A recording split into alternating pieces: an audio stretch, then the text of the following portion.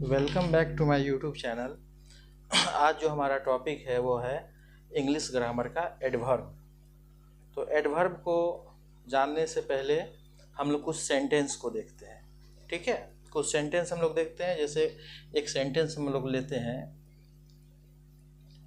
कि the child runs slowly. ठीक है, दूसरा सेंटेंस लेते हैं she writes beautifully.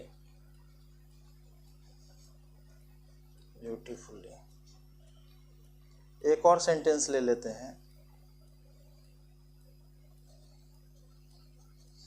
Ram is very kind. तो इन सब वाक्य में हम लोग क्या देखते हैं कि जो वर्ड स्लोली है, ब्यूटीफुल्ली है, वेरी है, ये सब वर्ड जो है एडवर्ब है। ये सब वर्ड क्या है? एडवर्ब है। तो हम तो अभी बोल दिए ये सब वर्ड एडवर्ब है, लेकिन जब आपसे कोई पूछेगा कि एडवर्ब को आप कैसे पहचानोगे तो आपको दिक्कत होगी। तो आइए हम लोग देखते हैं कि एडवर्ब को कैसे पहचानेंगे। ठीक है, एडवर्ब को पहले हम लोग पहचानना सीखेंगे। तो हम लोग आगे बढ़ते हैं। एडवर्ब के बारे में अगर आपसे कोई पूछेगा कि एडवर्ब है क्या, तो हम लोग एडवर्ब का डेफिनेशन प्रायः कुछ लोग कह देते हैं कि एडवर्ब जो है ये क्वालिफाई करता है। Adverb qualifies a verb, an adjective,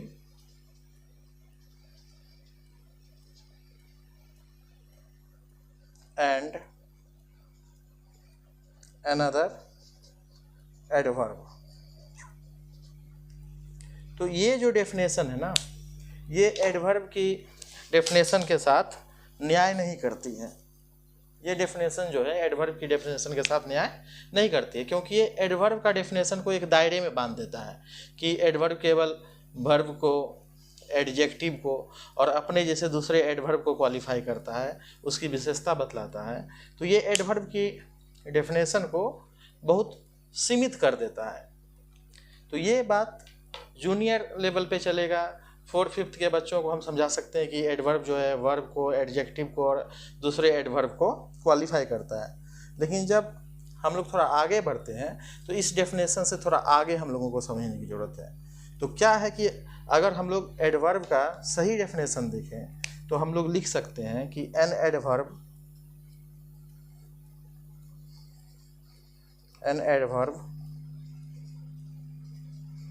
qualifies all parts of speech except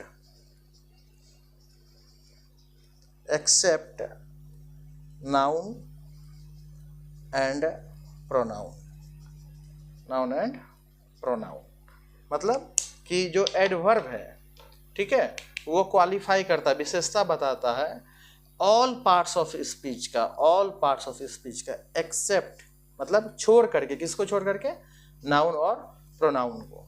मतलब नाउन और प्रोनाउन को छोड़ करके एडवर्ब जो है जितने भी पार्ट्स ऑफ स्पीच है, चाहे वो वर्ब हो, एडजेक्टिव हो, एडवर्ब हो, प्रीपोजिशन हो, कंजंक्शन हो, वगैरह वगैरह, सब की विशेषता ये बताता है।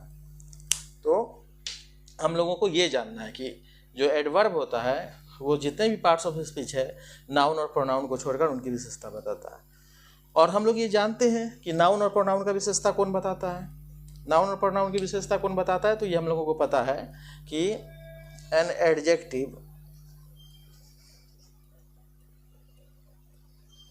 एडजेक्टिव क्वालिफाइज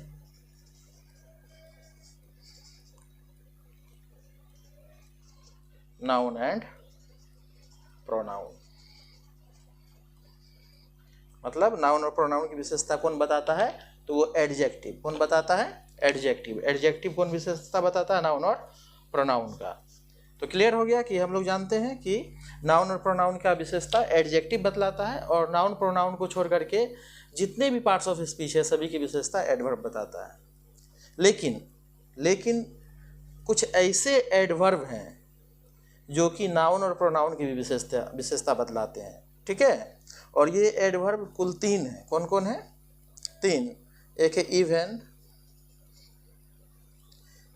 ओनली और है एटलीस्ट। ये 3 एडवर्ब ऐसे हैं, ठीक है। इवन, ओनली तथा एटलीस्ट, ये 3 ऐसे एडवर्ब्स हैं जो नाउन और प्रोनाउन की भी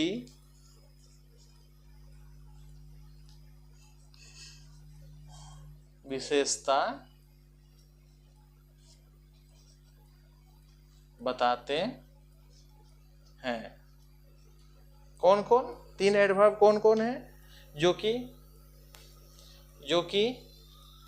3 एडवर्ब कौन कौन है जो कि नाउन और प्रोनाउन की विशेषता बताते हैं? तो वो एक है इवन, ओनली और एटलीस्ट।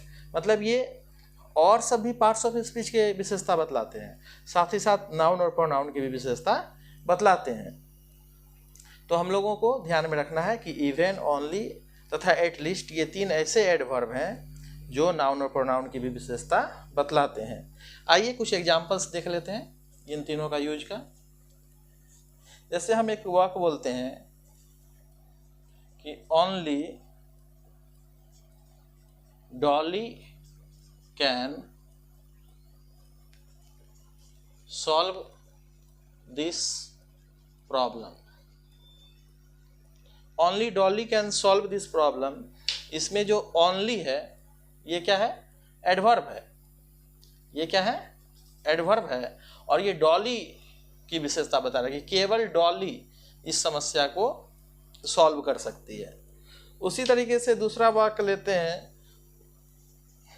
अगर हम बोलते हैं कि इवन यू कम लेट, यानी कि यहाँ तक कि आप भी लेट आते हैं।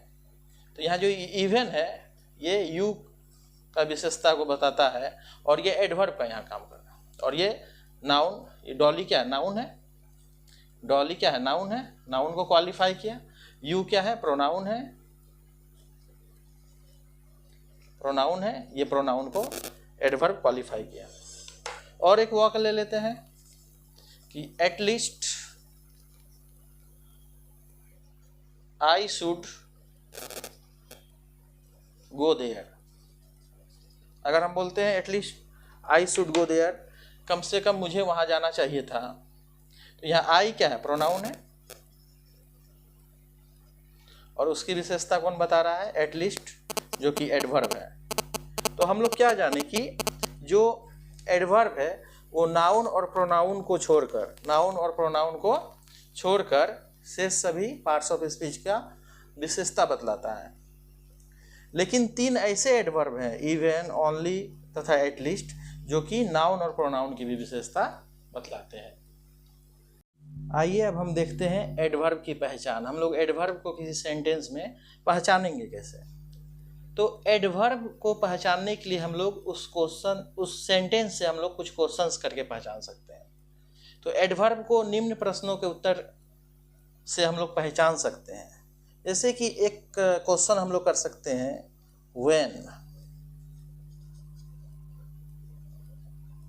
व्हेन यानी कि कब। इस प्रश्न का उत्तर से हम लोग एडवर्ब को पहचान सकते हैं। जैसे एक सेंटेंस हम लोग लेते हैं कि he will go to Patna tomorrow. He will go to Patna tomorrow. तो यहाँ हम लोग he will go to Patna tomorrow, वह कल पटना जाएगा। तो हम लोग क्वेश्चन करते कि when will he go to Patna. तो व्हेन का जवाब हमको क्या मिलेगा, व्हेन का जवाब हमको मिलेगा टुमारो। कब का जवाब मिलेगा, कल, टुमारो। तो ये क्या हो गया, ये एडवर्ब हो गया। क्या हो गया, एडवर्ब हो गया। और एडवर्ब में अगर कौन सा प्रकार का हुआ तो ये एडवर्ब ऑफ टाइम को दिखाएगा। कब, ये क्या हो जाएगा, एडवर्ब ऑफ टाइम। ठीक है, ये हो गया एडवर्ब ऑफ टाइम, यानी कब लगा के क्वेश्चन करेंगे सेंटेंस में, जो जवाब आएगा वो क्या हो जाएगा, एडवर्ब हो जाएगा। जैसे he will go to Patna tomorrow, वो कल पटना जाएगा। तो क्वेश्चन किए कब, व्हेन, वो कब पटना जाएगा, तो टुमारो यानी कल। तो टुमारो क्या हो गया, एडवर्ब हो गया। और एडवर्ब में कौन सा प्रकार हो गया, तो एडवर्ब ऑफ टाइम। ये एडवर्ब ऑफ टाइम है, समय को बताता है। दूसरा क्वेश्चन अगर हम करते हैं, दूसरा क्वेश्चन अगर करते हैं वेयर, WHER, वेयर यानी कि कहाँ, इसका भी जो जवाब देगा वो भी क्या होगा, एडवर्ब होगा। ठीक है, जैसे एक सेंटेंस लेते हैं, he will go there, he will go there. अब यहाँ हम लोग क्वेश्चन करते हैं where, where will he go, वो कहाँ जाएगा। तो वेयर का आंसर क्या हो जाएगा, देयर। क्या हो जाएगा, देयर। तो यहाँ क्या है, देयर क्या हो जाएगा, ये एडवर्ब हो जाएगा। क्या हो जाएगा, एडवर्ब। और एडवर्ब का कौन सा प्रकार होगा, तो adverb of place, adverb of place. ठीक है, तो ये एडवर्ब ऑफ प्लेस को दिखाएगा। तो हम लोग ये पता कर लेंगे। अब तीसरा जो होगा, तीसरा टाइप ये है हाउ, हाउ यानी कि कैसे, हाउ यानी कि कैसे, इसका जवाब देगा। तो एक सेंटेंस लेते हैं, ही वॉक्स स्लोली, वो धीरे धीरे टहलता है। तो पूछेंगे कि कैसे, हाउ, वो कैसे टहलता है, हाउ डज ही वॉक। तो इसका आंसर होगा स्लोली। क्या होगा, स्लोली। तो ये यहाँ स्लोली क्या हो जाएगा, एडवर्ब हो जाएगा। और एडवर्ब का कौन सा प्रकार हो जाएगा, तो एडवर्ब ऑफ मैनर। क्या हो जाएगा, एडवर्ब ऑफ मैनर। ये काम करने के तरीके को बताता है, तो ये हो जाएगा एडवर्ब ऑफ मैनर। इसी तरीके से हम लोग आगे देखें, अगर हम लोग देखते हैं क्वेश्चन करते हैं हाउ ऑफन, हाउ ऑफन यानी कितनी बार, कितनी बार। तो इसका एक सेंटेंस लेके देखते हैं, he came here twice, he came here twice. तो हम लोग क्वेश्चन, वो यहाँ 2 बार आया, तो क्वेश्चन करेंगे कि how often did he come here. तो इसका जवाब क्या होगा, हाउ ऑफन का जवाब क्या हो जाएगा, ट्वाइस, ट्वाइस। यहाँ ट्वाइस क्या हो जाएगा, एडवर्ब है। और एडवर्ब का कौन सा प्रकार हो जाएगा, तो एडवर्ब ऑफ फ्रीक्वेंसी। फ्रीक्वेंसी मतलब ये बताता है कि कोई भी काम कितना बार हुआ। तो इसको हम लोग क्या कह देंगे, एडवर्ब ऑफ फ्रीक्वेंसी। ठीक है, आइए अब हम लोग देखते हैं इंट्रोगेटिव एडवर्ब और रिलेटिव एडवर्ब, इन दोनों के बारे में जानते हैं। तो कुछ वर्ड है जैसे when, where, how, why, how long, how much, ये सब जो है इंट्रोगेटिव एडवर्ब भी है और रिलेटिव एडवर्ब भी है। ये इंट्रोगेटिव एडवर्ब भी है तथा रिलेटिव एडवर्ब भी हैं। तो अब हम लोगों को ये जानना है कि कब ये इंट्रोगेटिव एडवर्ब का काम करेंगे और कब ये रिलेटिव एडवर्ब का काम करेंगे। ठीक है, तो देखिए एक सेंटेंस देखते हैं। जैसे एक सेंटेंस लेते हैं कि where is Mukul, where is Mukul. तो वेयर इज मुकुल, यहाँ पे जो वेयर है ये इंट्रोगेटिव एडवर्ब का काम करेगा। क्या करेगा? इंट्रोगेटिव एडवर्ब का काम करेगा, यानी कि जब प्रश्न पूछना हो, प्रश्न पूछना हो, प्रश्न पूछना हो तो प्रश्न पूछने के लिए प्रयोग, यानी जब प्रश्न पूछने के लिए इसका प्रयोग करेंगे तो ये इंट्रोगेटिव एडवर्ब का काम करेगा। ठीक है, वेयर इज मुकुल। या फिर इसी तरीके से दूसरा सेंटेंस ले सकते हैं कि when will you go, when will you go. यहाँ व्हेन क्या हो गया? इंट्रोगेटिव एडवर्ब हो जाएगा, क्योंकि इसका यूज प्रश्न पूछने के लिए हुआ, प्रश्न पूछने के लिए होगा तो इंट्रोगेटिव। अब बात आती है कि रिलेटिव एडवर्ब का काम कब करेगा। तो रिलेटिव एडवर्ब का काम कब करेगा? जब ये दो वाक्यों को जोड़ते हैं, जब ये दो वाक्यों को जोड़ने का काम, जोड़ने का काम करते हैं तो रिलेटिव एडवर्ब कहलाते हैं, कहलाते हैं। इसको समझते हैं। जैसे एक वाक्य हम लोग लेते हैं कि this is the house, this is the house where he lived. यह वह घर है जहाँ वह रहता था। तो यहाँ दो वाक्य है, this is the house, he lived. दो वाक्य को कौन जोड़ा है? तो वेयर इसको जोड़ने का काम किया है, तो ये कहलाएगा रिलेटिव एडवर्ब। फिर एक वाक्य देखते हैं हम लोग, do you know how he will act. तो यहाँ भी दो वाक्य है, एक है do you know, he will act, इसको जोड़ने का काम कौन किया है? हाउ। तो ये क्या कहलाएगा? Relative adverb. तो इस तरीके से हम लोगों ने देखा कि एडवर्ब क्या है, जो नाउन या प्रोनाउन को छोड़ करके शेष सारे पार्ट्स ऑफ स्पीच की विशेषता बतलाते हैं, उन्हें एडवर्ब कहते हैं। और एडवर्ब के अलग अलग प्रकारों को हम लोगों ने जाना, और मुझे उम्मीद है कि यह वीडियो आप लोगों को काफ़ी सहायता करेगी एडवर्ब को समझने में।